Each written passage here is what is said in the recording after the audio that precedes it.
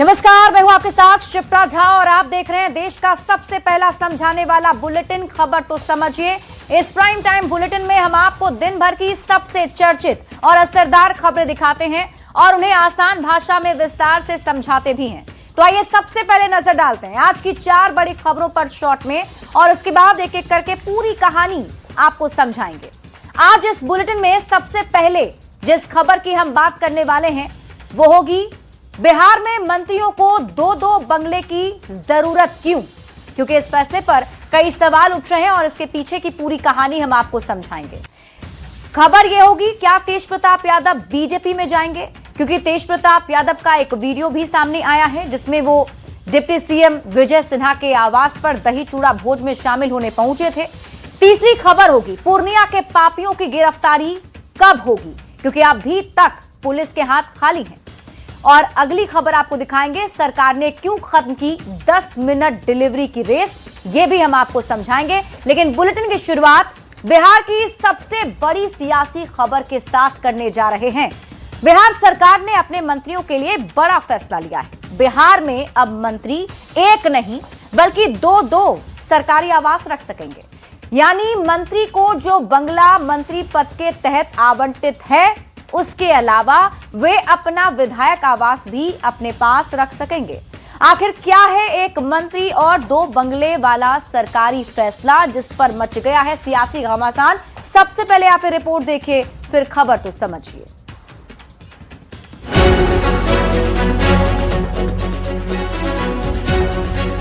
नए साल में बिहार सरकार के एक नए फैसले से मंत्रियों की बल्ले बल्ले हो गई है, क्योंकि बिहार के मंत्री अब एक नहीं बल्कि 2-2 सरकारी आवास रख सकेंगे। यानी मंत्री को जो बंगला मंत्री पद के तहत आवंटित है उसके अलावा वे अपना विधायक आवास भी पास रख सकेंगे। इस फैसले के तहत मंत्री अपने विधायक आवास को 1700 रुपये प्रति माह के निर्धारित दर पर रख सकेंगे। अब तक मंत्री बनने के बाद विधायक आवास खाली करना जरूरी होता था, लेकिन नए निर्णय से व्यवस्था में बड़ा बदलाव किया गया है। बिहार के पूर्व भवन निर्माण मंत्री रह चुके अशोक चौधरी से न्यूज 18 संवाददाता ने जब सवाल पूछा कि इतना सस्ता बंगला अलॉट करने का फैसला क्यों लिया गया, तो उनका क्या कहना है, जरा ये भी सुनिए। लेकिन जो कुछ जब मंत्री बन जाते हैं आप, तो आपको घर सेंट्रल पुल से अलॉट होता है। तो जो विधानसभा पुल से जो आपका मकान है उस मकान को आप चाहते हैं तो 1700 रुपये महीने पर आप वो मकान रख सकते हैं। आपको अलॉटमेंट हो जाएगा वो मकान। और जो कुछ लोग जो हैं जिनको एक क्राइटेरिया बनाया गया, जो 6 बार जीते हैं और 6 बार जीते हैं या 1 बार मंत्री रहे हैं या 3 बार मंत्री रहे हैं, उनको सेंट्रल पुल से मकान दिया जाएगा। सभापति को, विधानसभा के अध्यक्ष को, उपाध्यक्ष को सेंट्रल पुल से दिया जाएगा। यही तो निर्णय है। बीजेपी ने इस फैसले का समर्थन किया है तो विपक्ष निशाना साध रहा है कि बीजेपी जो चाह रही है वो मुख्यमंत्री से करवा रही है, सरकारी खजाने से रेवड़ियां बांटी जा रही है। बिहार में नई व्यवस्था के तहत हर माननीय विधायक को उनके क्षेत्रवार नए बने हुए बंगले अलॉट हो गए हैं। ये डबल स्टोरीड फ्लैट्स हैं जो विधायक आवास और विधान पार्षद आवास के परिसर में उपस्थित है। बिहार की सरकार का भवन निर्माण विभाग माननीय विधायक जी से एक निश्चित दर पे किराया लेगी और ये एक व्यवहारिक निर्णय है। व्यवहारिकता को देख करके बिहार सरकार ने निर्णय लिया है जो बहुत ही श्रेयकर है। कभी सोशल इंजीनियरिंग के प्रोफेसर थे माननीय मुख्यमंत्री नीतीश कुमार जी, लेकिन आज ये मदारियों के हाथों नाच रहे हैं, एक कठपुतली बन गए हैं। बीजेपी वाले बोलते हैं यहाँ साइन करो, उस दस्तावेज पे ये साइन कर देते, बस एक रबर स्टैंप रह गया है। पटना में जो बंगलो अगर कोई किराए पर लेना जाए तो मार्केट रेट से कम 3-3.5 लाख रुपए प्रति महीने किराए में मिलेगा, वो मंत्रियों को 1700 में दे दिया जाएगा। यही तो समाजवाद है नीतीश जी का। बिहार में सरकारी बंगलों को लेकर विवाद कोई नई बात नहीं है। समय समय पर मंत्रियों, विधायकों और पूर्व मंत्रियों को आवास आवंटन को लेकर सियासी घमासान होता रहा है। ताजा विवाद उस फैसले के बाद हो रहा है जिसमें मंत्रियों को 2-2 सरकारी आवास रखने की अनुमति दी गई है। न्यूज़ 18 के लिए पटना से आनंद अमृतराज की रिपोर्ट। तो सरकार ने यह फैसला लिया है कि मंत्रियों को अब 2-2 बंगले मिलेंगे, लेकिन सवाल यही पूछा जा रहा है कि आखिर क्यों। तो चलिए अब ये समझते हैं कि बिहार में माननीय को 2-2 सरकारी बंगले क्यों दिए जाएंगे। सरकार ने यह निर्णय लिया है कि मंत्री अब 2-2 सरकारी बंगले रख सकेंगे, जिसमें कि 15 वरिष्ठ विधायकों को भी बड़ा बड़ा बंगला दिया जाएगा। नीतीश कैबिनेट ने यह बड़ा फैसला मंगलवार को लिया और बंगले के साथ साथ मंत्रियों को एक आवास भी मिलेगा।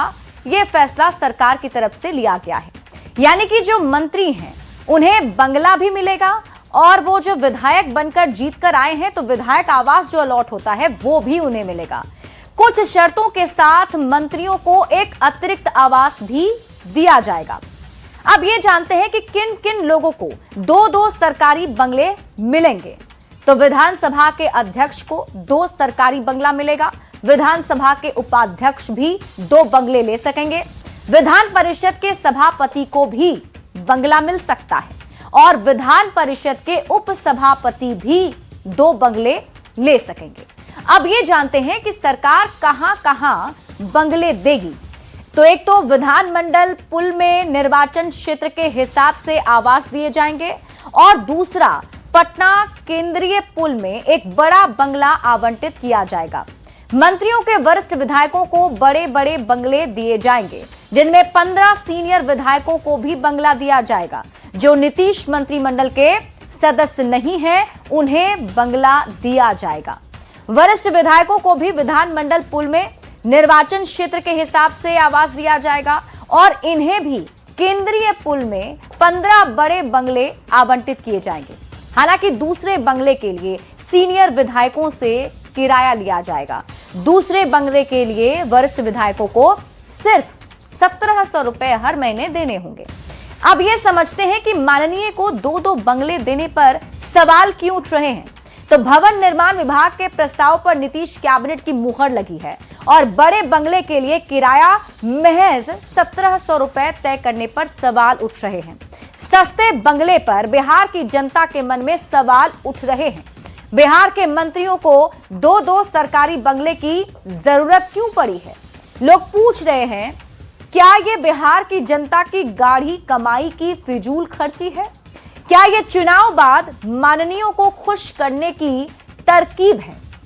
अब तक मंत्री बनने के बाद विधायक आवास खाली करना जरूरी था, लेकिन अब मंत्री बड़े ठाठ के साथ 2-2 बड़े सरकारी बंगले में रहेंगे। मतलब एक मंत्री बनने के बाद जो बंगला अलॉट होगा वो तो है ही और उनका विधायक आवास भी उन्हीं का रहेगा। बढ़ते हैं आगे और बात अगली खबर की। बिहार में इन दिनों खूब सियासी भोज हो रही है। मकर संक्रांति को लेकर नेता दही चूड़ा का भोज करा रहे हैं, लेकिन दही चूड़ा भोज में सियासत की खिचड़ी भी खूब पक रही है और ऐसा इसलिए कहा जा रहा है क्योंकि लालू प्रसाद के बेटे तेज प्रताप यादव के बीजेपी में जाने की चर्चा तेज हो गई है। डिप्टी सीएम विजय सिन्हा के आवास पर ऐसा क्या हुआ जिसे लेकर तेज प्रताप यादव के पाला बदलने की चर्चा तेज हो गई। सबसे पहले ये रिपोर्ट देखिए, फिर खबर तो समझिए।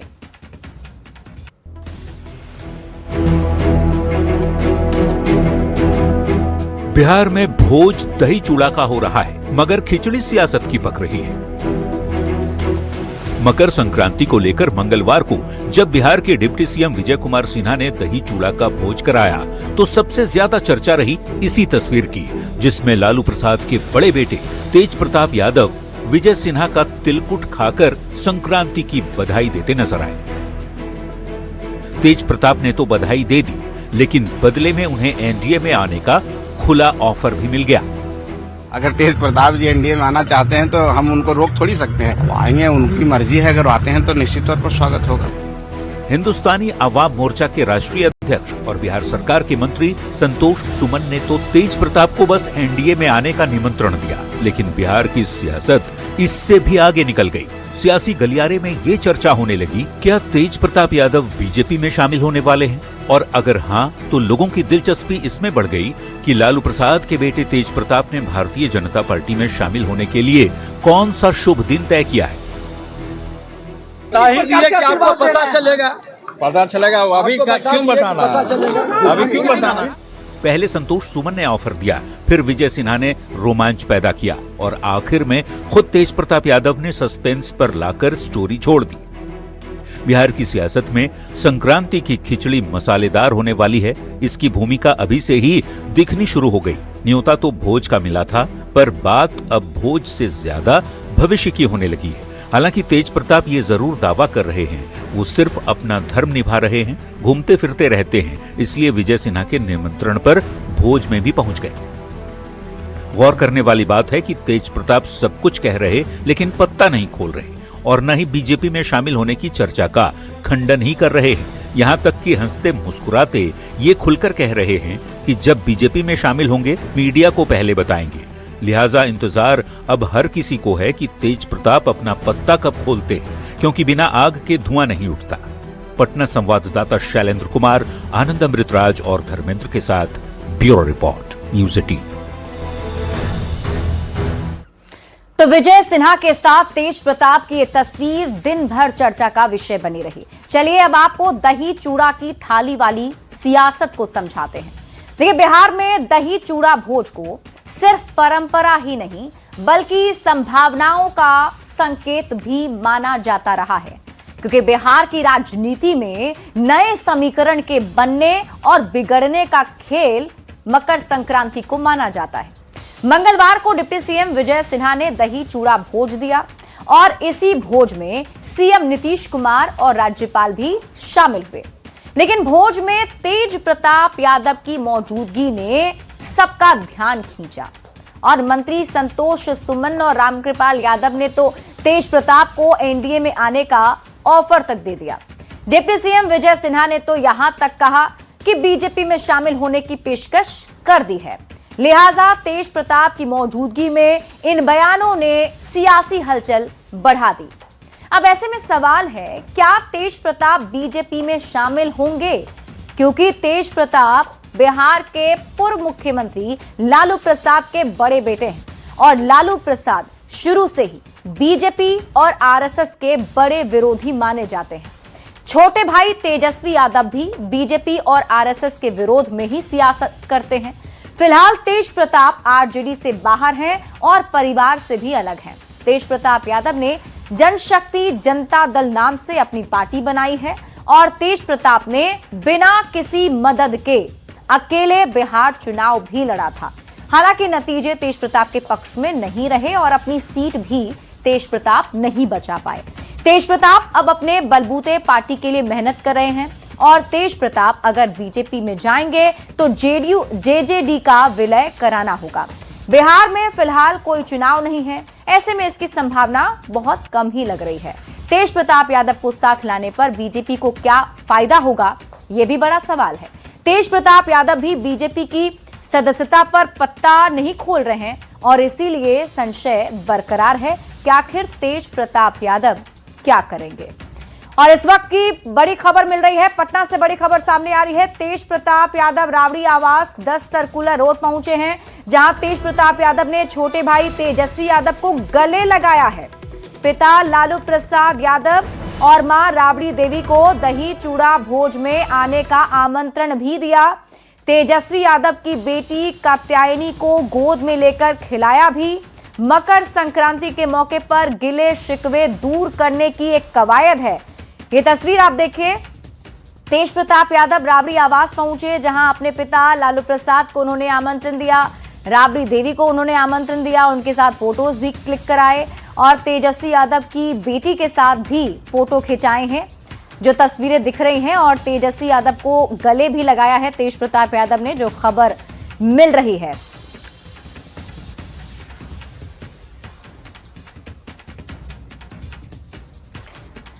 तो तो देखिए ये जो तस्वीर है, ये तस्वीर अपने आप में दिलचस्प है, इसलिए क्योंकि आप सभी को पता होगा लालू प्रसाद यादव ने तेज प्रताप यादव पर कार्रवाई करते हुए उन्हें पार्टी और परिवार से अलग कर दिया था। और आज की तस्वीर तो और भी ज्यादा दिलचस्प रही, जब पहले तेज प्रताप यादव डिप्टी सीएम विजय सिन्हा के आवास पर पहुंचे, वहां दही चूड़ा खाया और फिर बीजेपी में शामिल होने की चर्चा भी होने लगी। उस पर उन्होंने ऐसा कमेंट भी किया जिससे संशय बरकरार हो गया। और अब तेज प्रताप यादव अपने मां राबड़ी देवी के आवास पर पहुंचे, जहां उन्होंने राबड़ी देवी से मुलाकात की, लालू प्रसाद से मुलाकात की और तेजस्वी यादव को गले लगाकर आमंत्रण दिया है दही चूड़ा भोज के लिए।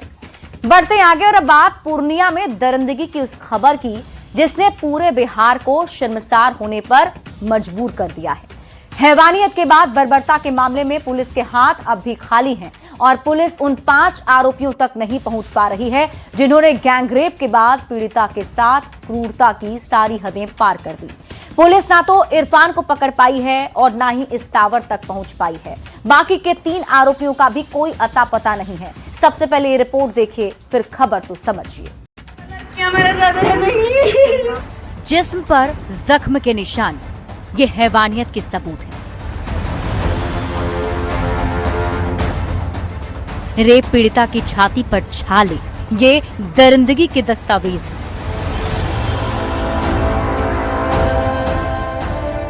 हाथ पर फोड़ा, शरीर से उखड़ा चमड़ा, ये क्रूरता का प्रमाण है। दर्द की चीख, रहम की भीख है। ये गलत क्या मेरे साथ नहीं।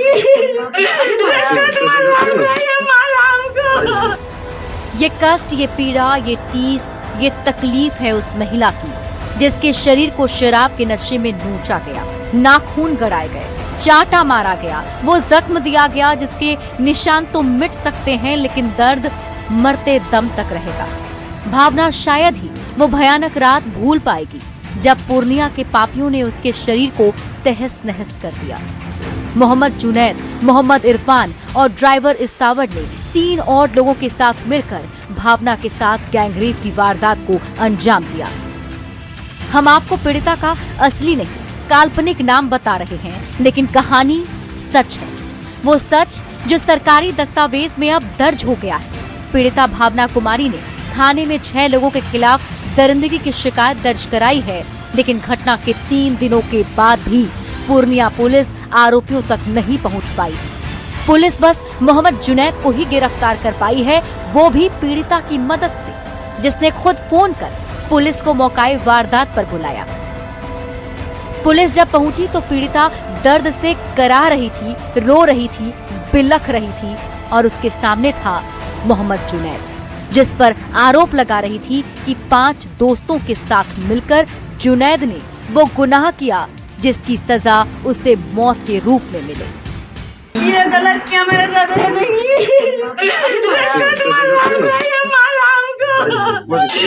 ये बहुत मारा तुमको, बेटी है हमको, ब्रेन ट्यूमर है। पुलिस गैंगरेप के बाकी 5 आरोपियों को तलाश रही है, लेकिन पता नहीं लगा पा रही कि उन्हें आसमान खा गया या पाताल निगल गया, क्योंकि पुलिस के चंगुल से सबके सब फरार हैं। जुनैद जेल पहुंच गया, मोहम्मद इरफान और ड्राइवर इस्तावर का पता नहीं, बाकी 3 और आरोपियों की भी कोई खबर नहीं। लिहाजा पुलिस की सुस्त कार्यशैली पर सवाल खड़े हो रहे हैं। देखना होगा पुलिस कब आरोपियों तक पहुंच पाती। पूर्णिया संवाददाता कुमार प्रवीण के साथ ब्यूरो रिपोर्ट, न्यूज़ 18। और चलिए अब आपको ये बताते हैं कि आप भी अगर ब्लिंकिट, ज़ेप्टो या फिर स्विगी, इंस्टामार्ट से सामान मंगवाते हैं तो आज से ये नया नियम जान लीजिए। मोदी सरकार ने इन क्विक कॉमर्स कंपनियों को 10 मिनट में डिलीवरी करने का वादा करने से मना कर दिया है।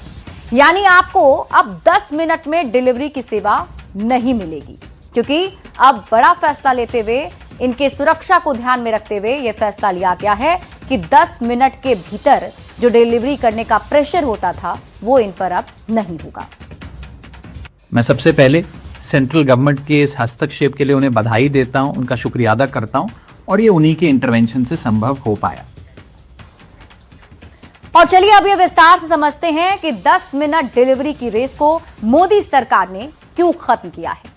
तो मंगलवार को मोदी सरकार ने डिलीवरी सिस्टम पर बड़ा फैसला लिया। केंद्र सरकार ने देश भर के गिग वर्कर्स को बड़ी राहत दी है। ऑनलाइन ऑर्डर से 10 मिनट डिलीवरी का नियम हटा दिया गया है। यानी इससे क्विक कॉमर्स कंपनियों के डिलीवरी बॉय में खुशी की लहर है। सुरक्षा के लिहाज से मोदी सरकार का फैसला सराहनीय माना जा रहा है। डिलीवरी बॉय के सामने ट्रैफिक की चुनौतियां होती थी। 10 मिनट की डेडलाइन में गाड़ी काफी तेजी से चलानी होती थी। डिलीवरी को लेकर कंपनी पर रेटिंग गिरने का दबाव होता था और तेज गति के कारण गिग वर्कर्स हादसे का भी शिकार हो जाते थे। जल्दी पहुंचाने के दबाव में डिलीवरी बॉय की जान खतरे में पड़ जाती थी और कुछ समय से लगातार ऐसी शिकायतें आ रही थी। ट्रैफिक नियमों की अनदेखी करने पर हादसों का शिकार हो जाते थे और इसी को देखते हुए मोदी सरकार ने सख्त कदम उठाया है। डिलीवरी सीमा हटने से डिलीवरी बॉय को दुर्घटना से अब राहत मिलेगी, वो बच सकेंगे। और चलिए अब ये जान लेते हैं कि किस तरीके से यहाँ पर मोदी सरकार की तरफ से बड़ा फैसला लिया गया है, तो लोगों में कितनी ज्यादा खुशी जो है वो देखने को मिल रही है और सभी जो खास तौर पर डिलीवरी बॉय हैं वो काफी ज्यादा खुश हैं। इसी के साथ इस बुलेटिन में अभी के लिए बस इतना ही। आप देखते रहिए न्यूज़ 18 बिहार झारखंड।